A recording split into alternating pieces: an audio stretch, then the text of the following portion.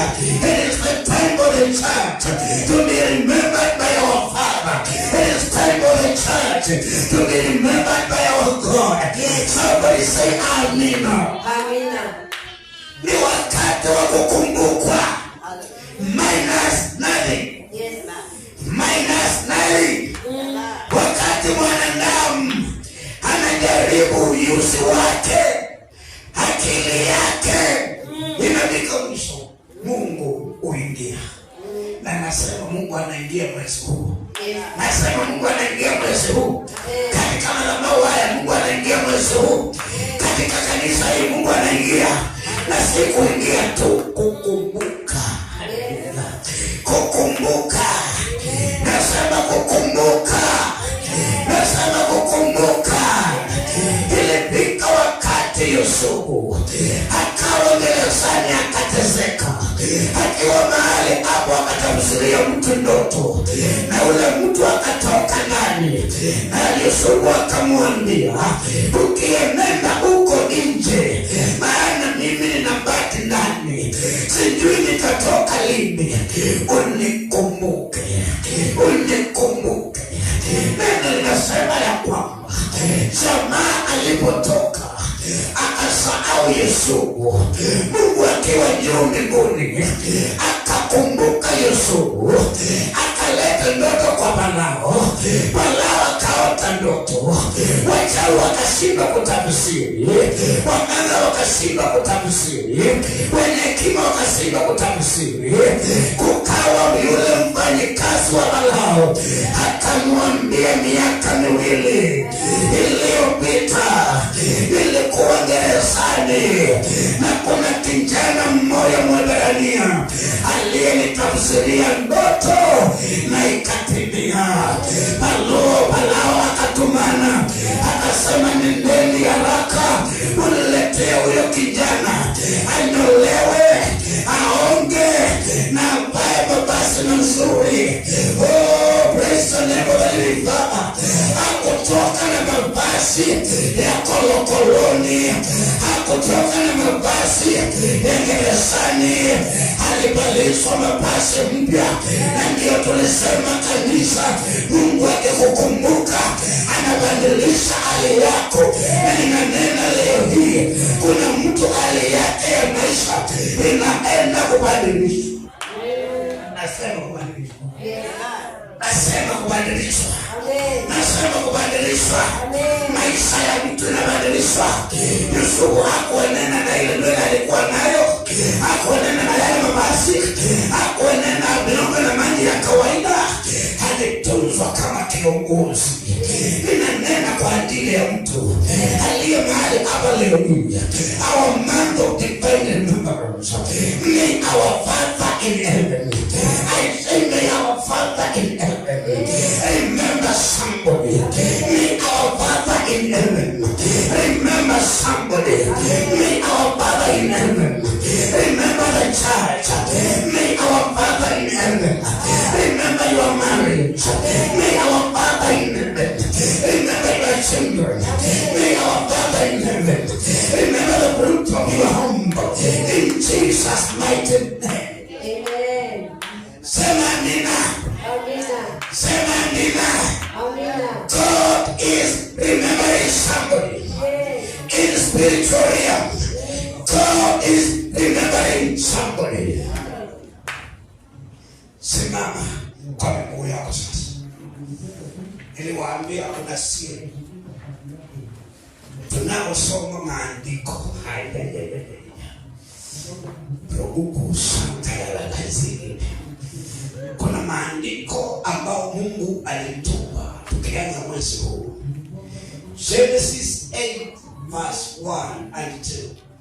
Na kila mhubiri yoyote anahubiri hapo, ibada ya kwanza, ibada ya pili, tulikuwa tunasoma maandiko haya. Hana new revelation, hana new dimension. Oh my Father and my God, I thank you for this divine moment. As we read your word, Lord, may it manifest in somebody's life. I say may it manifest in somebody's life. In Jesus' mighty name. Taka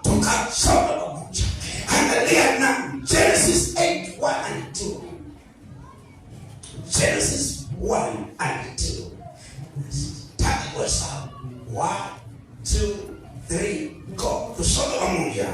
But God did not forget about Noah. God remembered him and all the animals that were with him in the ark. God made a wind to blow over the earth, and all the water began to disappear. God made wind to blow over the earth, and all the water began to disappear. May the Lord bless the leading of His word. Amen. Inua mkono wako wa kuume. Sema, my Father and my God, your word is alive. Your word is living. May this word manifest in my life from today henceforth in Jesus' mighty name. Shangilia Yesu makofi mazuri. Pata nafasi katika kiti chako kwa jina la Yesu Kristo mwana wa Mungu aliye hai. Tumesoma maandiko ambayo yako katika Genesis chapter 8 verse 1 and 2. Neno nasema ya kwamba, and God remembered Noah, and after remembering Noah, he caused wind to blow over the earth, and the water disappeared. When God remembers somebody, He will cause something to happen. He will cause something like Shechem, and you will be lifted. I say you will be lifted. I think you will be lifted. You will never be the same again. Somebody say amen. Somebody say amen. Tunaona Yesu pale mahali tumekuja. Ilikaa kama amesaulika, lakini neno linasema baada ya miaka miwili Mungu akakumbuka Yesu, akaleta ndoto kwa Malao, ndio Yesu atoke gerezani. God will cause something to happen to favor you. I say God will cause something to happen, another something to favor you. Times and the season for the Lord. Neno linasema ya kwamba Mhubiri 3, kuna wakati wa kila jambo, kuna wakati wa kuzaliwa, kuna wakati wa kukufa, kuna wakati wa kukusanya, kuna wakati wa kutamani. Niliangalia kiongozi juzi, akasema nilikuwa na mali, nilikuwa na chochote kile, ningetoa kwa ajili ya bibi yangu asikufe, lakini ameniacha, lakini ameondoka. Why? We have our Father in heaven, who is the Alpha and Omega, beginner and the finisher of our lives. It doesn't matter what the people will say about you, but I have a word for you, child of God. Hear the voice of the Lord when it is your time to be remembered. God, I say God will cause wind, from east to west, from north to south, to favor you. Amen. I say to favor you. Amen. I say to favor you. Amen. I say to favor you. Amen. You are going to be favored. I say you are going to be favored. Tulisema ya kwamba when God remembers you, your status changes. Amen. So your status will change. Yes. Vile walikuzoea sio vile watakupata, maana utakumbukwa. Wale walikuwa wamezoea kwenda gerezani wampate Yesu kwa tafsiri, walienenda wakaambiwa, we are sorry. Ameitwa na rais, ameitwa na mfalme. It is my prayer today, may you receive a call from a person who is mighty in this government, and may your status change in Jesus' mighty name. I say may your status change. tukiwa maombi, ikawa ni simu ya kiongozi katika taifa hili, akaniita majina yangu yote, akaniambia, askofu, I need you at my home this coming Saturday. Nikaona kama naota ndoto, na nikikaa nikatumiwa mama ya kwenda, na nilipofika hatukuwa watu hivi. The leaders who were there are the purpose of the nation. Mtu alibariki. The purpose of the nation. Actually, aliye na watu wachache alikuwa watu 2,000. Hiyo timu ilikuwa watu 50 tuliokuwa katika hiyo hema. One, God remember me. I say God remember me. God remember me. Na wakati Mungu alisimama akauliza, nani huyo Bishop Mungu? Na nikasimama, nilivaa vizuri. Baadaye kwa sasa ninavaa kama kiongozi. Nilivaa vizuri na kulikuwa mvua, sikwenda na ndudhi na sikwenda na kadri. Nilikuwa ubaya ile expensive. Kufika hapo niliheshimiwa. Praise the name of the Lord. When God remembers somebody, its status changes. Na kuambia kuenda kuna delay katika maisha yako. Lakini leo hii, change in your life. I say change in your life. Change is coming. I say change is coming. I say change is coming. Na unajua status haitabadilika hivyo. Mhubiri wa asubuhi alituambia ya kwamba hauwezi ukapungua maji hata ni siku anajua kama hiyo. Akasema hauwezi ukapungua maji uwekelea hapa na useme I command you water to come to my mouth. Asema mchukua. Ni watu wanamwamini Mungu and they are busy bodies.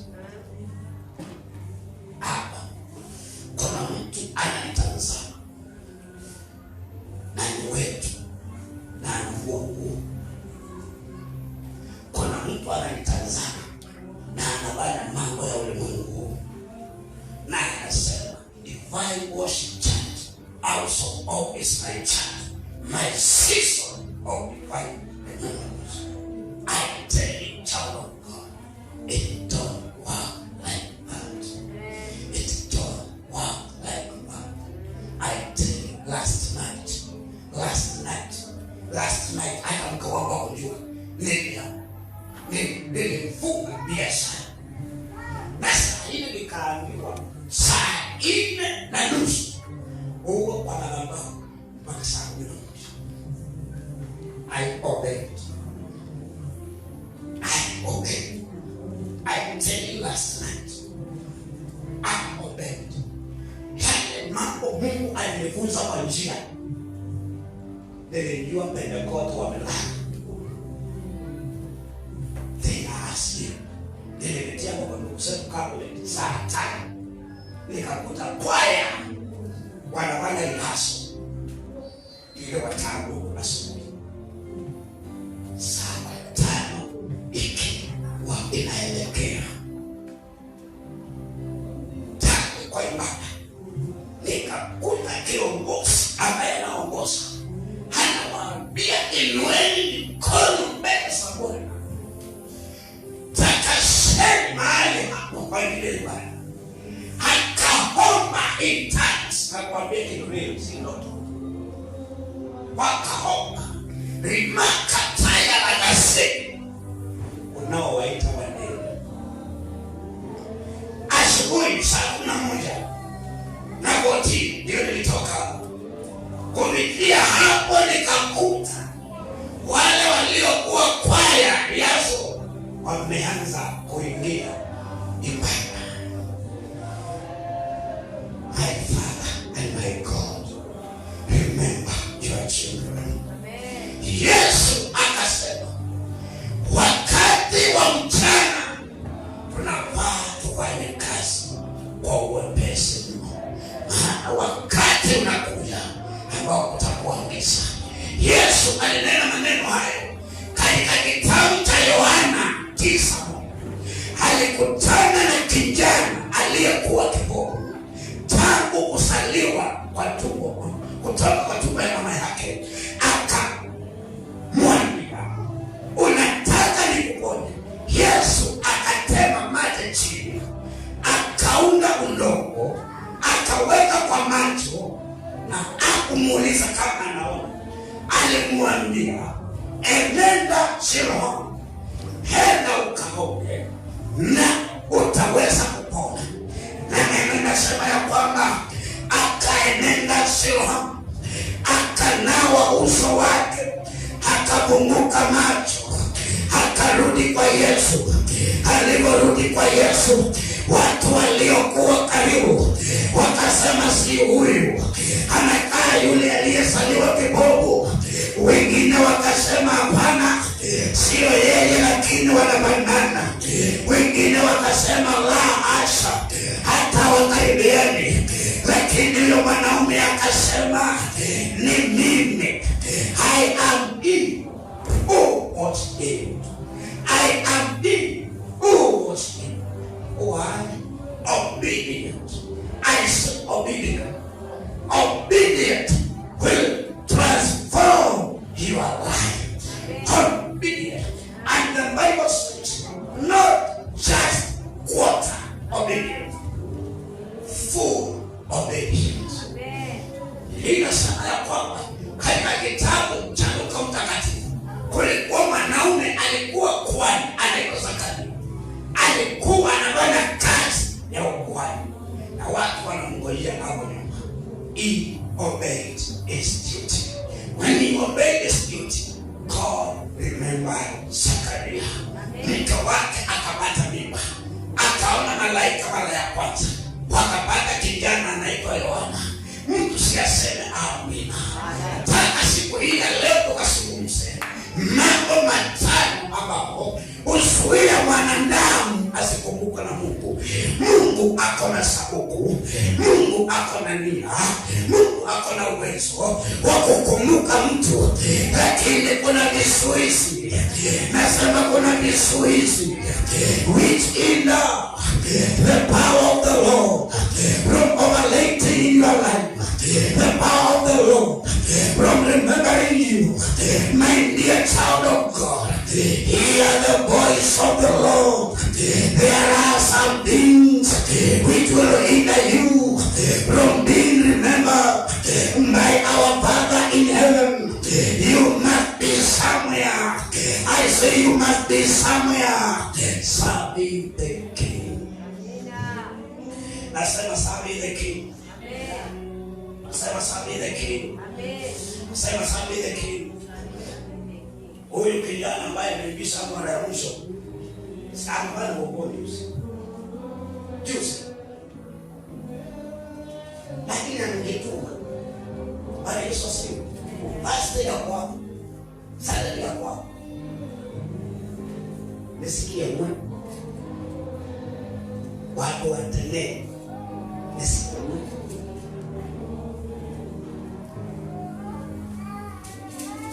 Bali kama unanipenda, bali kama unanipenda, bali kama unanipenda, basi hapo hapo mvua uwe nini? Hata kuna dada anakuja, alikuja na mtoto fast ukija.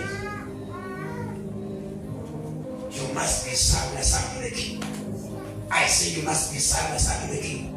Unajua sisi tumewekwa Protestant kwa muda, nairudia tena. Protestant, protest. Tukaprotest, kaenda tukakaa hapo, tukasikia tukasheki Pentecost. Basi nilisoma Biblia nikakuta ni sisi. Paulo aliuliza nani aliwaroga, nikakuta ni watu wa Pentecost. Ndio Mungu alinena na Paulo akauliza nani aliwaroga. Yaani wewe unaenda kununua nguo kanisa, saa 6:45 pesa yako inaachwa hapo, mtu anaenda kufanya. Wewe Mkristo unangojea anakuuzia, na wewe kwako ibada au patikana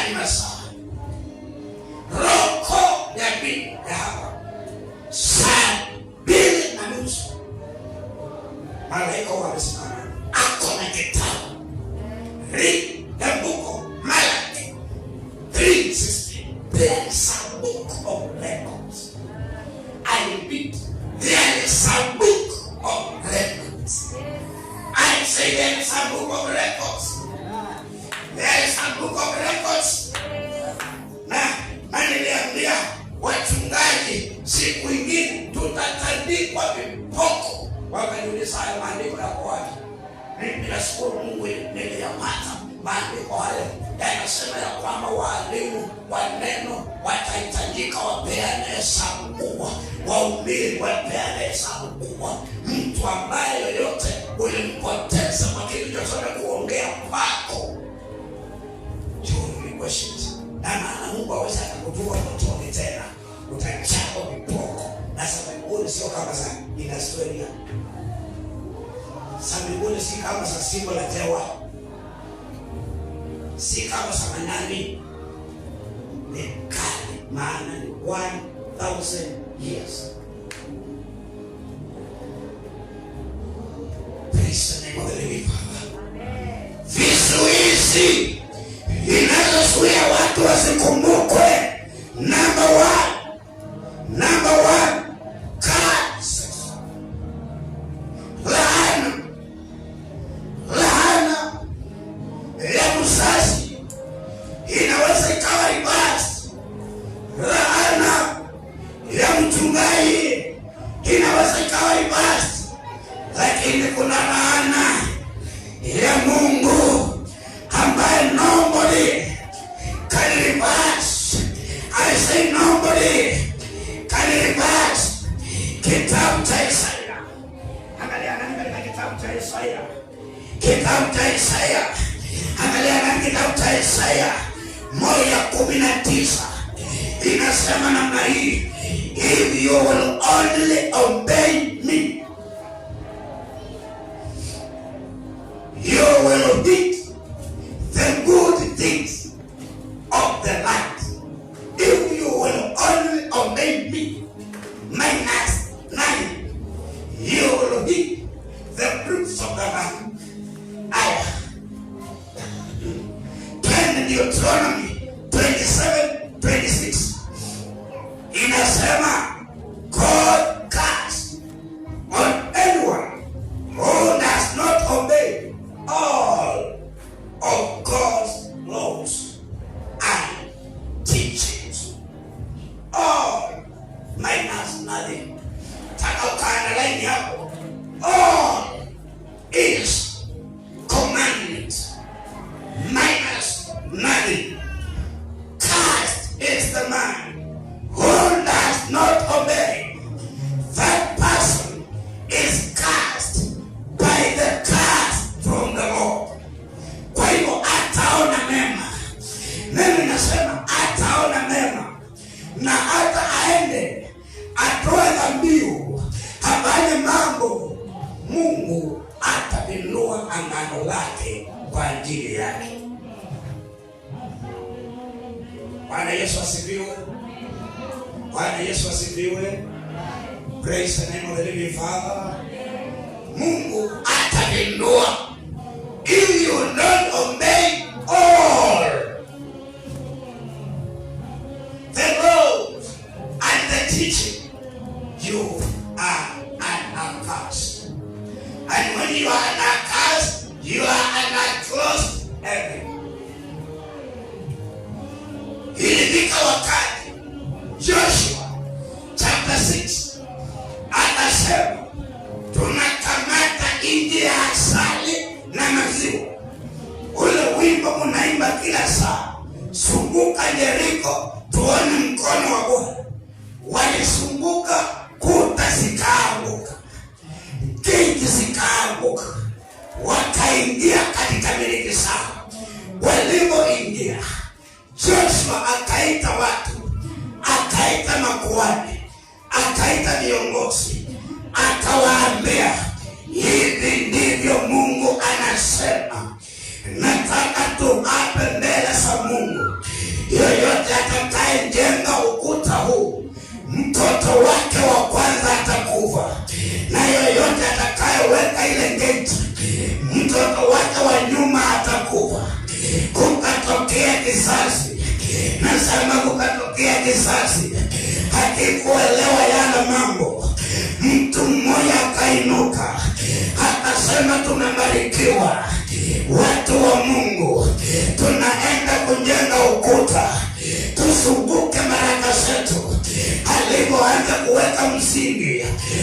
mtoto wake wa kwanza akafa. Alipoweka gate, kijana wake wa mwisho akafa. Mungu akumwokoa, Mungu akumkumbuka, maana tayari laana ilikuwa tayari imetamkwa. Mtu wa Mungu, nataka nikuambie, kuna watu wanaopoteza wengine, wanawaambia ya kwamba Yesu alimaliza yote pale Kalvari. Ndiyo, alimaliza yote mambo ya wokovu, lakini kuna mambo mengine unafaa ujitahidi as a man, as a woman, and fight for your family. Amen. Fight for your family. Fight for your family. Niliwaambia Pastor Zomo from Makebo, sitasema kanisa, maana ndio tunaangalia. Zomo alikuwa anahubiri injili mahali panaitwa Makebo, Makwele. Akihubiri injili akaambiwa kuna wachawi wameleta kuku hapa, aina manyoya, na kuku anatembea mahali hakuulizia habari sabari. Alisema twenda kuteketeza hiyo kuku, na akanunua mafuta ya taa, wakachoma ile kuku. Walipochoma ile kuku, akibuka barabara arudi Machakos, akamwona na ndani akafa within 1 hour. What? Curse. When curse is pronounced in a city, when a covenant is made in a city, and the God is informed, who are you? Inquire from the Lord. Curses can make you to be in a landlocked estate, and you miss many things.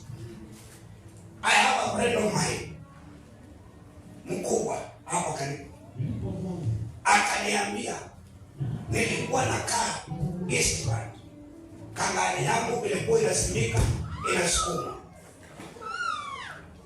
na kanisani ukahubiriwa mambo ya Eastland. Eastland ni umoja ya makazi kuu.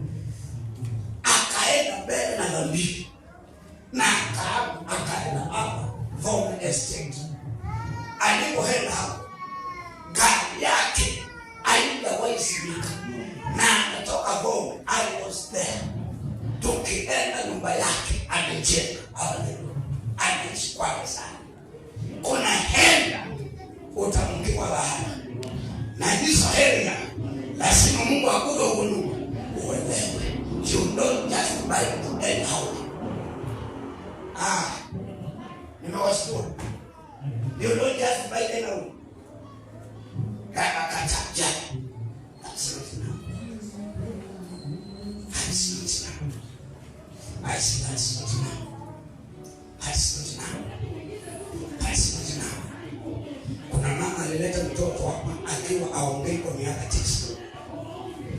Na huyo mtoto nikamsimamisha kwa baba. Nikamwambia microphone, nikamwambia sema Jesus. Akasema Jesus. Na nikamwambia mama yako, peleka mtoto nyumbani na usiambie mtu yeyote mahali ulimpeleka. Unless ukutane na mtu akona shida kama yako, pepa yeye leta mbele. Full stop. Wow. Kuna wakati wa kuondolewa nje, Mungu asikuze na wewe. Yesu akaponya kipofu, akamwambia enenda sawa, na usirudi kijijini kwenu tena. Ondoka na usiambie mtu yoyote. Curses can prepare God to remember. Mungu ako na huruma, lakini anakataa, maana amehusika katika hali si aliweka mahali pale. Praise the name of the living Father. Sema amina. Angalia na katika 1 Kings 16:4. 1 Kings 16:4. 1 Kings, nataka nipeane support ya huyo mtu ambaye alijenga ukuta, mtoto wake akafa, firstborn na wanyuma akafa, na alikuwa anapenda Mungu na alikuwa anasaidia watu wa Israeli. Verse 16 inasema katika siku zake Betheli akajenga Yeriko, akatia misingi yake kwa kufiwa na Abiramu mzaliwa wake wa kwanza, na kuyaweka malango yake kwa kufiwa na mwana wake mdogo Segubu, sawa sawa na neno la Bwana alilolinena kwa Yoshua mwana wa Nuni, kulingana na neno lake Mwenyezi Mungu alilonena na Yoshua. Utaenda Joshua chapter 30 hapo nyuma, utaona hayo mambo. Joshua 24 hapo utaona, Joshua 6 utaona mambo hayo yote. Ile Joshua 26 inasema ya kwamba 26 Joshua 6:26 inasema, then Joshua charged them at that time, saying, cast be the man before the Lord who raises and builds this city. The foundation will cost his firstborn, and the gate will cost him his lastborn. Angalia haya maandiko na ukombea na First Kings, utaona zinaenda sababa hapo katikati. Huyo mtu akupata mafunzo ajue ya kwamba Joshua alinena mambo kama haya. Unahitaji ufanye hii na hii na hii. Alienda tu cast. Oh my Father, and my God, cast is real. Nakwambia kazi leo, nakwambia kazi leo. Mimi nimeshuhudia mwanamke akiwa na shamba, anaweka mbolea, anaweka kila kitu, na mahindi yake alizai. Jirani yake wamepakani hapa, mahindi inabeba 2 3 pale, hii zimesimama kama askari. Kazi. Na huyo mama nikamwambia, tafuta sadaka nzuri, usiwe peleka kwa madhabahu ya kanisa na ulio kweli. Akatafuta sadaka, akaipeleka. Immediately things changed. Oh, hallelujah. Praise the name of the living Father. Praise the name of the living Father.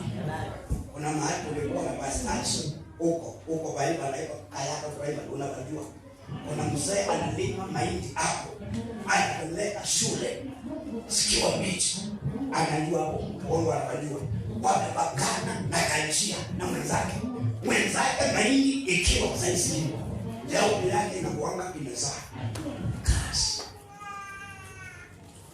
Kazi. Kazi. Inaweza suya mtu asikumbuka na Mungu. Mungu aone. Hallelujah. Hallelujah. Number 2, covenant. Covenant can hinder you from being remembered by the Lord.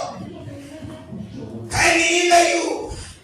Kuna mzee wa kwetu alisema katika ngoma hii, usioe mtu yoyote atakayeoa mali. Mimi ndiye niliambiwa maneno. Mimi atakayeoa mali, maana unaweza ondoka saa 5 na saa 8 ndio nimemalizana naona mtu. Kwa hiyo inamaanisha in the village you must marry them. Na maneno hayo niliyoyaambiwa mimi mwenyewe nilienda kuripoti kwa mke wangu bila mzee yoyote. Tukiongea na kutoka hapo, maana pastor aliongea wasasa watu pabilicho nikaenda Karura, lakini niwaambia Jumapili Karura nikanunua kiti ya 600 na 600 ilikuwa pesa nyingi sana.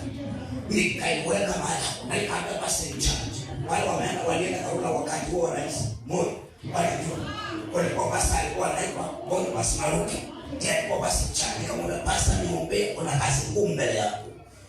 Akaomba na akasema, every covenant I reverse it in Jesus name. Ndio nikaambia wako leo waambia wakapinga, hawako nipeleka hata wiki. Nilienda na watu 5 wiki. Kile nikapanda ibada yangu. Pastor wa area hiyo akanisupport na tukabana mambo yetu. Tulipofanya mambo yetu harusi ikafanyika. Yule mzee ambaye alinena mambo yale, yale mambo yaliyotendeka, watu watokea hapo nyuma yangu wakabana kama mimi, lakini Mungu wakumbuka. Ngine wako leo, ngine wamekufa, ngine wako, ngine ndo wasiko wa dao sakazi pronounced. Praise the name of the Lord. Bwana asifiwe sana. Kuna maangano ya rahani yalitamkwa. Amen.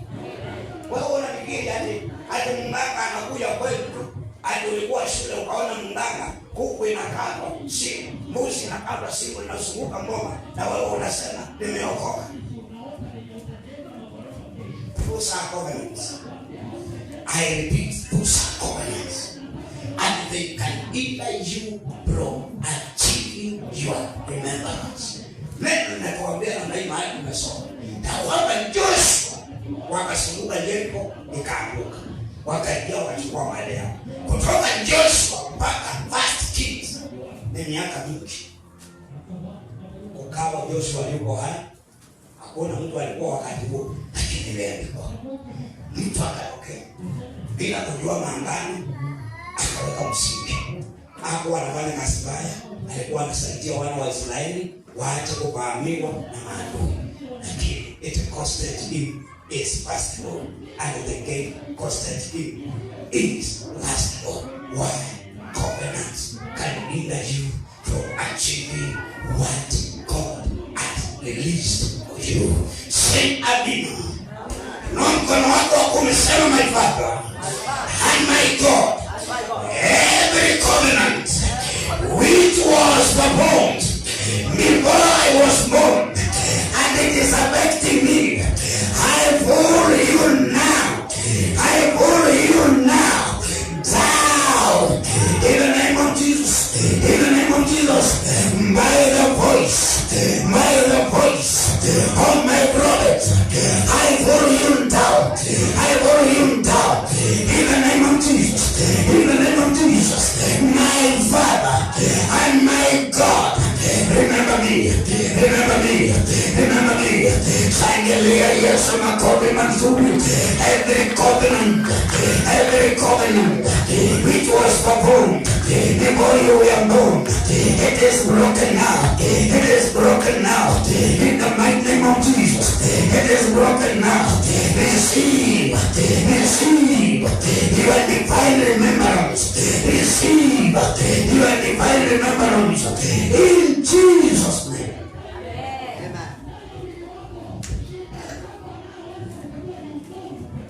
Bwana Yesu asifiwe sana. Twende number 3. Sitaki tukose kanisa. Number 3. What can hinder you from being remembered? Number 3. Memory, manunguniko or complex. When you complain, God can remember you. Wana wa Israeli walinungunika. Waliponungunika, Mungu akaachilia malaika. Na huyo malaika akawasua nchi, ikawa meza.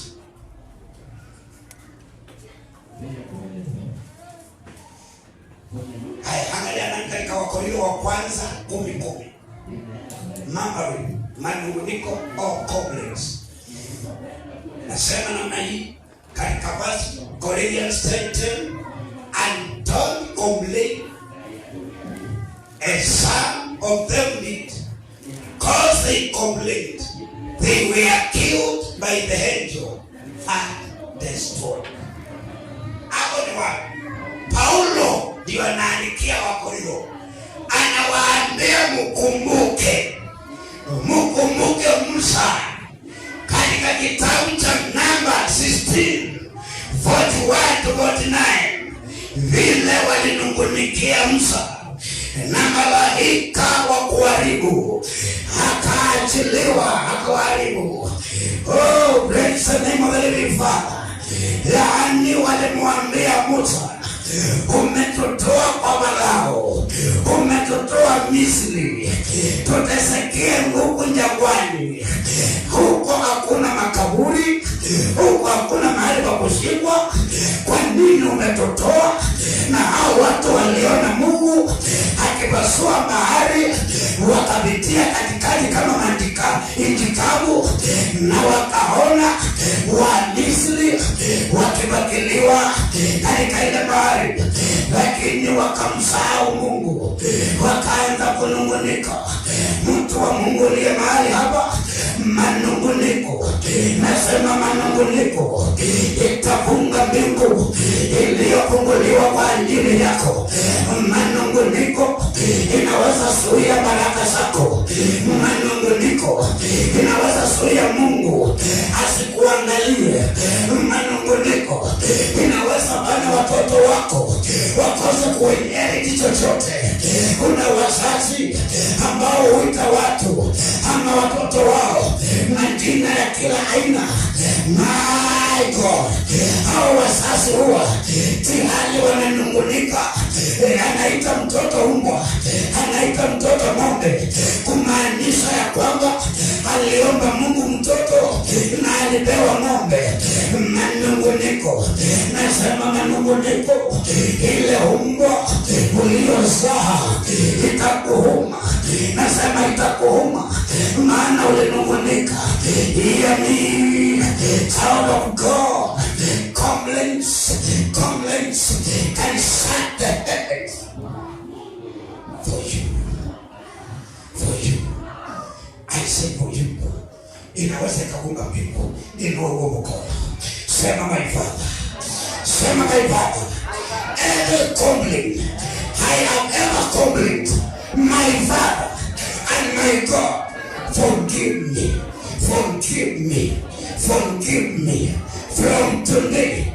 Henceforth I will come to your house with thanksgiving. Shangilia Yesu makofi mazuri. Kila manunguniko umesamehewa. Linasema kwa neno la nabii, kwa mkono wa nabii alikomboa, na kwa mkono wa nabii akahifadhi. Kuna wakati Yakobo alikuta Ruben kijana wake au wa kitanda yake na mke wake kachua. Alipoangalia akanena maneno mabaya kwa ajili ya Ruben. Akasema, Ruben, utakaa chini ya laana na watu wako watakuwa wachache. Esa pasipoti alikuwa na watoto wengi. Nyumba ya Ruben ndio ilikuwa na watoto wengi. Lakini kwa maneno ya baba, huu wakawa wachache. Musa akasaliwa baada ya miaka mingi. Musa kama nabii akavalia viatu za nabii, akavalia viatu za kuhani. Akasema, Ruben, ulitangaziwa huo mchache, na ninatangaza kuanzia leo mtakuwa wengi, mtakuwa wengi. Kila aina yote ya rahama nimeipa. Yakobo hayupo tena, lakini Musa ameinuliwa. Huenda kuna maneno yanaofanya unungunike, maana yalifanyika huko kweli nyumbani, na waliofanya mambo hayo hawako tena. Huenda wakuka hawako tena. But you have a prophet, you have your Moses who can reverse. I say who can reverse. No more complaints. I say no more complaints. No more complaints. No more complaints. No more complaints. Oh, hallelujah. Hallelujah. Hallelujah. Wahenga walisema sikio la kufa halisikii dawa. Sikio la kufa halisikii dawa. Ninasikia ndani yangu kabisa kuna mtu ananungunika sana. Kuna mtu ananungunika sana. I tell you, child of God, turn around. Turn around. Say no to complaints. Say no to complaints. Because your heaven will be shut when you go.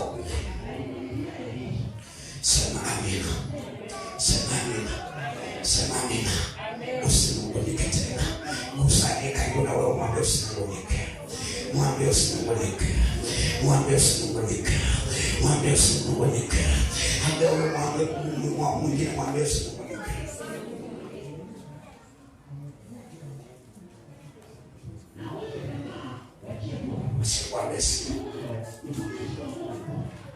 Wanaume wengi ndio kufa mbele ya kina mama. Sio. Many ladies ni wanyama. Many women are there. Sio. Lakini nakuambia, ukiona mwanamke ametangulia mbele, alikuwa mwanamke. Kina mama ulio mahali hapa na mmeolewa, hata kama ni sukuma ya shilingi 5, kaanga, weka roiko kiu, weka maji, pika ugali ukule. Usinungunike. Asema usinungunike. Najua vizuri hapa wengine wakumbuki kuna mzee wa kanisa Saini Vasa alikuwa anatangaza matangazo na ikawa wakati kulikuwa crisis huko na ku 2007 walikuja Nairobi wakaingia na ukawa na shida. Mungu akasaidia kwa kukutana na wao 2013. Nilikutana na wao 2013, mzee akawa anahangaika, anateseka. Mungu kwa the word of knowledge akanisaidia. Nikasema kuna mwanamke aliye mahali hapa na amenena maneno ya manunguniko kwa mume wake mpaka mume wake apati kazi, wanakaa shida. Nikasema mwanamke kuja mbele. Mama akatoka huko nyuma akakimbia, hata nisikuamini. Akimbia akaanguka. Sikumwacha maana ameanguka. Nilimwambia rudia, bariki mume wako. Akambariki. Kuna wale wanajua nisungumzia nani. Stanley mtu. Sahi pastor. Praise the name of the living Father. Complaints can close one. Sahi walibereki. Now again. Awalibereki. Praise Jesus. Praise the Lord. Bwana asifiwe. Bwana asifiwe. Unaweza unatenda mema na ukae kama umesaulika, lakini hujasaulika. Nasema kama nabii, chochote utafanya kizuri, Mungu anakukumbuka. Nasema Mungu anakukumbuka. Nasema Mungu anakukumbuka. Mimi mwenyewe najua wataona. Mimi mwenyewe nilienda kuangalia dada hapa kanisani. Mama alikuwa anaosha, anabakia, anapangusa viti, anafanya na nikamposa wiki mbili. Nikaenda nyumbani kwake na nikaita chako wakaendelea. Hivyo nikakuta mama ile amelala hivi, uso umekaa maji ya kunde, mama anaondoka. Nikamuuliza mama ni nini? Hakuweza kuongea. Aliniambia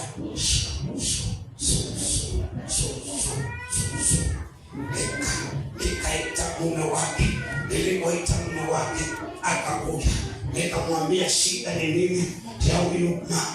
Akaniambia namtengenezea mlenda hapa, namtengenezea kashanga, ndio damu iweze kurudi hapo na shida ya damu. Nikamwambia no, tunaomba namba 1 tufunge na turuhusu susu yake anayemtembelea aondoke. Na mama nikaita pikipiki mbili, sikuwa na hata gari. Nikaita pikipiki mbili nikawakelea mama. Na nikaambia mmekalia na mimi nikachukua kitu kingine. Nikawaambia nifuateni. Nikawapeleka hospitali. Mama akapimwa. Akatibiwa, baada ya maombi akapona. Wakakuta ni mimba ilikuwa inamsumbua na hakuelewi. Huyo mama akazaa mtoto mzuri. Mtoto alikuwa anakuja na kalini kiti. Nikimbili. Alikuwa ananipenda, anapenda mke wangu. Lakini mume wake akakuja akasema, kanisa hii haina Mungu. Tunataka kwenda mahali kwa Mungu. Oh my Father. Naomba Mungu anitie nguvu. Maana mimi uvundwa moja na wanadamu. Wanadamu uvundwa mimi mmoja. Lakini kuna Mungu aliye juu. Ambaye anasahau matendo mema niliyotenda. Shangwe ya Yesu makofi. Unajua inavundwa moyo. Ndio ninungunike. Sitanungunika. Nasema sitanungunika. sita nunguniko basi ndio huyu. Hata huyo wa saa 12. Hata pesa ndio walale. Oh, mimi sasa walale kwa kuja saa 3. Hapa lazima tusome maandiko saa 12 hata kama ni wao. It is a covenant. I say it is a covenant with my Father. Na sitawahi nungunika. Amen. Amen. Amen. Ulisema zako mwambie usinungunike. Usinungunike. Maana kuna malaika wa uharibifu ambaye waachiliwa anaua. Kuna jamaa anaitwa Dagan Ankola. Waliangalia Musa, wakamwambia Musa, your administration is very poor. Your administration is very poor.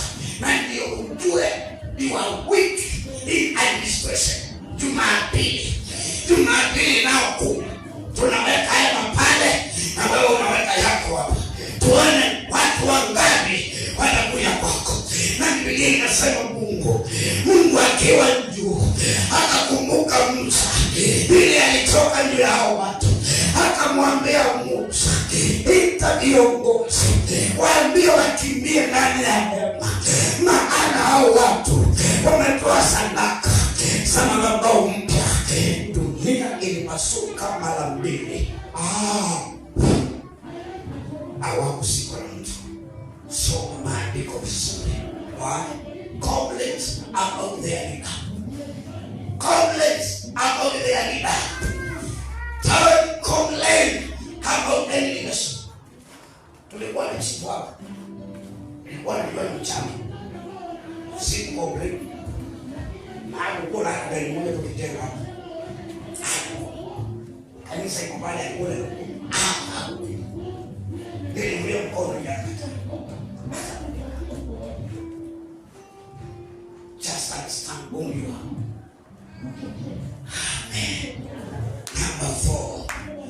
Number 4. What can hinder divine remembrance? Disobedience. Kutotii. Wakati unakataa kutii, immediately unafungua mlango. Nasema unafungua mlango wa Mungu akusahau. Kutotii. Naaman aliambiwa na Elisha, enda ukajiweke Yordani mara 7. Akauliza, mimi komanda, mtu mkubwa anayeuliza jeshi, nawezaje kwenda mto Yordani ulio mchafu namna hii? Na nimetuma barua na ikawekwa siri na mfalme hukuja kunipona. Mtoto mdogo akamwambia, kama angekuigiza fedha, kama angekuigiza vitu za mama, ungetoa. Si uenende tu Yordani.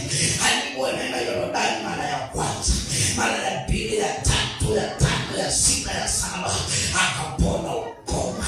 Immediately you don't obey. Immediately you don't obey, God closes heaven. Amen. Na tulisema namna gani? All don't obey.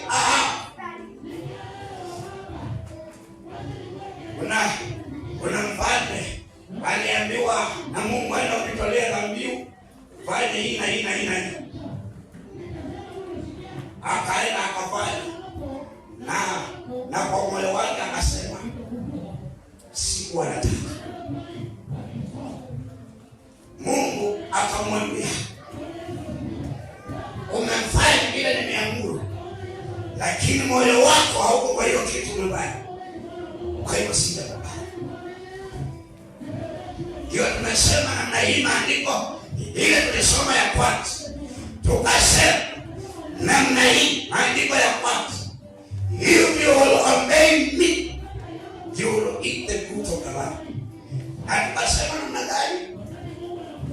If you will obey all its command and the teaching to the community. mimi kutoa, nitatoa hesabu. There is a book of remembrance. Imeandikwa na Mungu. Na hiyo kitabu si ya sahi. Alivisa siku fulani, alitembelea siku fulani, kiongozi fulani, no. Ilikuwa hata wakati wa mfalme Nebukadneza, bali sasa walikuwa na hiyo kitabu. Hata wakina Esther kulikuwa. Na ndio unaona kuna kitabu ile kumuliwa ya remembrance, wakakumbuka Mordekai. May whatever good you did, may the Lord remember you. Whatever good thing you did, may the Lord remember you. In Jesus' mighty name. So obey. Angalia 2 Kings, hawa tutasoma. Naaman nimekoti alitumwa akaomba. Angalia Judges, utaona Manoa mke wake alikuwa hapati mtoto. Na malaika akamwambia mtapata mtoto mwanamume, mtamwita jina lake Samson na asinyolewe. Wembe isipite. He obeyed. Na nguvu za Samson zilikuwa kwa ile nywele, maana wako nywele. When you obey the full information, my brother, my sister, utabarikiwa kwa jina la Yesu Kristo, mwana wa Mungu aliye hai. Sema haleluya. Acts of Apostles chapter 1 inasema Yesu akawaambia, kaeni Yerusalemu mpaka mtakapopokea Roho Mtakatifu. Mtu katikati yenu asitoke mpaka Roho Mtakatifu akuje. Na Roho akikuja mtapokea nguvu, mwende mkatangaza habari njema. Neno nasema ya kwamba wakaenda akamwambia Roho Mtakatifu. Kuna wale hawapo, na wale hawapo moja, na wale hawapo katikati. Ndio tuambia kwamba only 120 walijazwa na Roho Mtakatifu. They obeyed full instruction. Pauliza swali. Unajua dawa ya malaria unaambiwa 2 asubuhi, na kwamba 4 asubuhi, 4 jioni. Kwa hiyo sasa daktari anakuambia 4 asubuhi, 4 jioni. Basi ungana na ndo kuandikia.